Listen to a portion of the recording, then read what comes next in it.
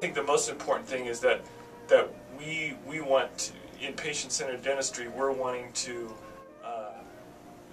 give people all the alternatives. Just like he said, we're not going to lay out just the ultimate dental solution.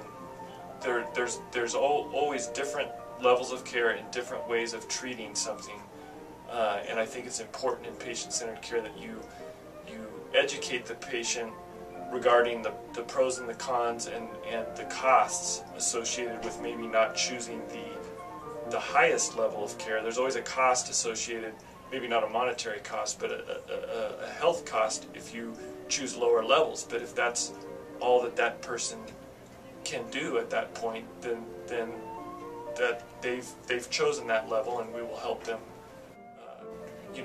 to try to achieve that level of health, of care.